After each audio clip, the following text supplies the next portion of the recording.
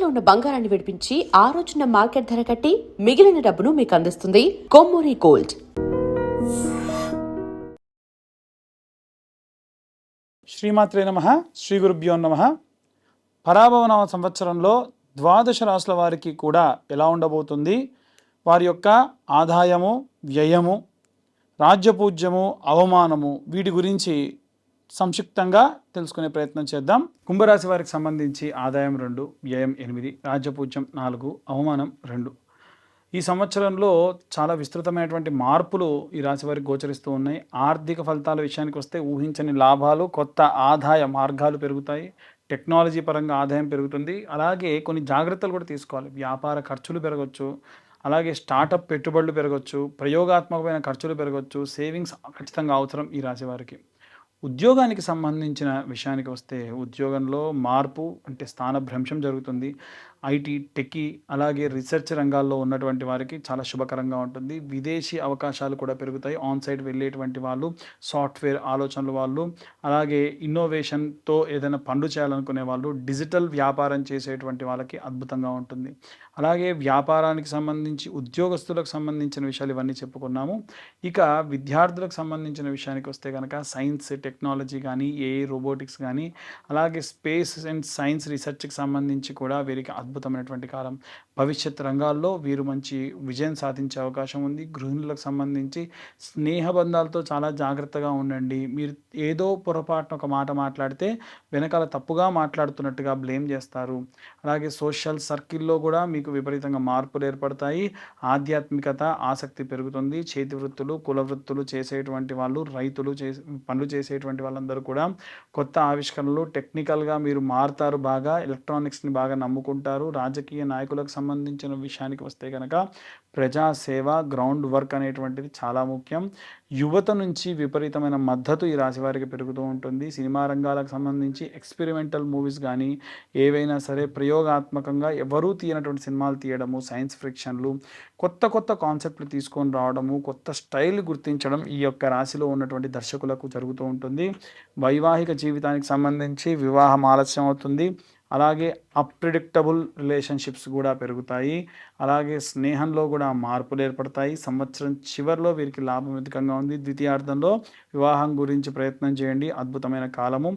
సంతానానికి సంబంధించిన విషయానికి వస్తే కనుక తెలివైనటువంటి సంతానం, టెక్నాలజీ పరంగా బాగా ఆసక్తి పెరుగుతుంటుంది. ఒలింపియాడ్స్కి సంబంధించి విజయం సాధించే అవకాశం అధికంగా ఉంది. ఆరోగ్యపరమైనటువంటి విషయాల్లో చూసుకున్నట్టయితే రక్తహీనత పెరుగుతుంది, నరాల బలహీనత పెరుగుతుంది, ఒత్తిడి, నిద్రలేమితనము, ఆహారం ప్రాపర్గా టైంకి తీసుకోకపోవడం కూడా ఇబ్బందికరంగా ఉంటుంది. ఐరన్తో కూడిన ఆహారాన్ని స్వీకరించండి. పాలకూర లాంటివి తినండి, ఖర్జూర లాంటివి తినండి. ఎట్టి పరిస్థితుల్లో మద్యపానం పూర్తిగా నివారించండి. కుంభరాశి వారికి సంబంధించి శని గోచార రీత్యా అధిపతిగా ఉన్న కారణం చేత అత్యుత్తమమైనటువంటి కర్మ ఫలితాలు వీరికి గోచరిస్తూ ఉన్నాయి. జీవితంలో మార్పులు, బాధ్యతలు పెరగడము, అలాగే పరిపక్వత, స్థిరత్వత పెరుగుతూ ఉంటుంది. గురు గోచారరీత్యా ఆయన సహాయకుడు కాబట్టి విద్యాభివృద్ధి, స్నేహితుల యొక్క సహాయ సహకారాలు, కొత్త అవకాశాలు పెరుగుతాయి. రాహు గోచారరీత్యా ఆకస్మికమైన మార్పులు, ఉద్యోగంలో మార్పులు, విదేశీ అవకాశాలు, డిజిటల్ ఫేమింగ్ కూడా ఎక్కువగా జరుగుతూ ఉంటుంది. డిజిటల్ పరమైనటువంటి జాగ్రత్తలు కూడా తీసుకోవాలి. మోసాలు జరిగే అవకాశం ఉంది. కేతు గోచారరీత్యా ఆధ్యాత్మికమైనటువంటి మలుపులు, పాత సంబంధాలు దూరం అవ్వడము, యోగా, ధ్యానం చాలా మంచిది. మార్చి నుండి జూలై వరకు చూసుకుంటే గందరగోళంతో కూడినటువంటి నిర్ణయాలు, వాటి వల్ల ఇబ్బందులు, చాలా జాగ్రత్త వహించండి. జూలై నుండి కనుక సెప్టెంబర్ వరకు చూసుకుంటే ఉద్యోగంలో మార్పులు, ప్రయోగాలు జరగడం లాంటివి కూడా జరగచ్చు. సెప్టెంబర్ నుంచి డిసెంబర్ వరకు చూసుకుంటే విశేషంగా వీరికి లాభాలు పెరిగే అవకాశం ఉంది. అలాగే గుర్తింపు కూడా పెరిగే అవకాశం ఉంది. డిసెంబర్ నుండి మార్చి వరకు చూసుకుంటే ఆరోగ్యపరమైనటువంటి జాగ్రత్తలు, వివాహ యోగ్యము అధికంగా గోచరిస్తూ ఉంది. కుంభరాశి వారికి సంబంధించి దేవతారాధన విషయానికి వస్తే కనుక శనీశ్వరుడి యొక్క ఆరాధన, దత్తాత్రేయ స్వామి యొక్క ఆరాధన, అయ్యప్ప స్వామి ఆరాధన చేయడం మంచిది.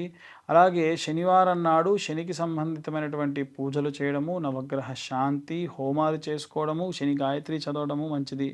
దానాల విషయానికి వస్తే కనుక నిత్యం సంధ్యావందనం చేసుకునేటువంటి బ్రాహ్మడికి నల్ల వస్తువులు కానీ, నల్లటి పదార్థములు ఏవైనా సరే ఇనప వస్తువులు, అలాగే నువ్వుల నూనె, నువ్వులతో కూడినటువంటి నీటిని కూడా దానం చేయాలి. ఇవన్నీ చేసినప్పుడు నీటితో దానం చేస్తే మంచిది. అనాథలకు సహాయం చేయడము, అలాగే ఎవరైనా సరే గుడ్డివారికి ఏవైనా భోజనాదులు సహాయం చేయడం మంచిది.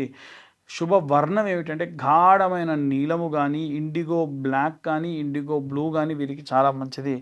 ఏ రత్నం ధరించాలి అంటే జ్యోతిష్యుల యొక్క సలహా మేరకు ఖచ్చితంగా బ్లూ కలర్ ఇంద్రనీలం అని కానీ మయూరనీలం ధరించడం మంచిది.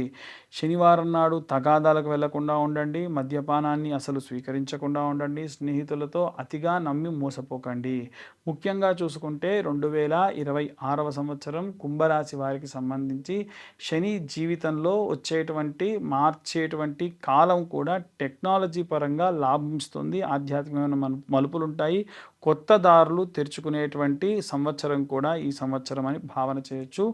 ఓవరాల్గా ఈ యొక్క కుంభరాశి వారికి సంబంధించిన చెప్పినటువంటి విషయములన్నీ కూడా తిథి, వార, నక్షత్ర, యోగ కరణాలు బట్టి చెప్పాము. ఇంకా డీటెయిల్గా జాతకం గురించి తెలుసుకోవాలనుకున్న వాళ్ళు మీ పేరు, మీ date of birth, time, place కింద ఉన్న నెంబర్కి వాట్సాప్ చేయండి. డీటెయిల్గా జాతకం గురించి తెలుసుకోండి. అలాగే అసలు ఉగాది అంటే ఏంటి, ఉగాది రోజున మనం ఎటువంటి పూజలు చేయాలి, ఎందుకు మనం ఉగాదిని అంత విశేషంగా చేసుకోవాలనేటువంటి విషయాన్ని ఇప్పుడు మనం తెలుసుకుందాం. ఉగాది అంటే యుగమునకు ఆది. పూర్వము సోమకుడు అనేటువంటి రాక్షసుడు వేదాలన్నింటినీ తస్కరించి సముద్ర గర్భానికి వెళ్తే మత్స్యావతార రూపంలో స్వామివారు ఆ యొక్క సోమకుడిని సంహరించి ఆ వేదాలన్నింటినీ కూడా తీసుకెళ్ళి బ్రహ్మదేవుడికి అప్పగించి ఈ యొక్క సృష్టిని సృజించినటువంటి రోజే ఈరోజు. కాబట్టే యుగమునకు ఆది ఉగాది అంటారు. అంటే మనందరం కూడా పుట్టింది, మన మూలాలు పుట్టింది ఈరోజే. కాబట్టి మనందరి పుట్టినరోజు ఈరోజు. ఈ రోజున మనము తలకు నూనె పెట్టుకోవడము, నలుగు పెట్టుకోవడము, అభ్యంగన స్నానం చేయడము, కొత్త వస్త్రాలు ధరించడము, ఆ వస్త్రాలకు కాస్తంత పసుపు పెట్టుకొని దేవతల దగ్గర షడ్రుచులతో కూడినటువంటి పచ్చడిని నైవేద్యంగా పెట్టి మన సంకల్పాన్ని చెప్పి మన రిజల్యూషన్ అంటారు కదా, అందరూ న్యూ ఇయర్ రిజల్యూషన్ ఏంటి, ఏం తీసుకుంటున్నారు, అసలు న్యూ ఇయర్ కానే కాదు. ఎందుకు అంటే అక్కడ ఏమీ మారదు. మనకు ఉగాది రోజునే అన్నీ మారుతాయి.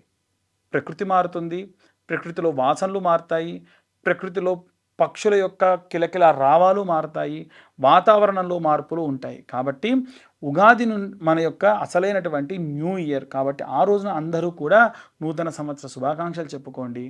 ఇదంతా అయిన తర్వాతకి రాజదర్శనం చేయాలి. రాజు అంటే దేవుడే రాజు యొక్క రూపంలో ఉంటాడు అంటారు. ఇప్పుడు మనకు రాజులు దేవత రూపంలో లేరు కాబట్టి విశేషంగా శివకేశవుల యొక్క దర్శనం, అంటే దేవాలయానికి వెళ్ళి శివుడిని, విష్ణువుని దర్శించుకోవడం మంచిది. అలాగే ఈ యొక్క ఉగాది రోజున పంచాంగ శ్రవణాన్ని వినండి. ఇప్పుడు మనకు చెప్తున్నటువంటి పంచాంగ శ్రవణం అంతా కూడా మీరు మీ రాశికి సంబంధించి ఎలా ఉంది, ఈ సంవత్సరంలో ఏ టైం నుంచి ఏ టైం వరకు ఎలా ఉంది అనేటువంటి విషయాలు కూడా సంక్షిప్తంగా చెప్పేటువంటి ప్రయత్నం చేశాము. కాబట్టి ఎవరైనా జాతకాలు చెప్పించుకోవాలన్నా ఈ రోజున చెప్పించుకోవచ్చు. అలాగే వీలైనంత వరకు కూడా ఈ సంవత్సరంలో ఎవరికైనా వివాహం కాని వారికి, సంతానం కాని వారికి ప్రత్యేకమైనటువంటి హోమాలు నిర్వహించడం జరుగుతుంది. ఆసక్తి కలవారి కింద ఉన్న నెంబర్కి కాంటాక్ట్ చేయొచ్చు. సర్వే జనా సుఖినో భవంతు. స్వస్తి.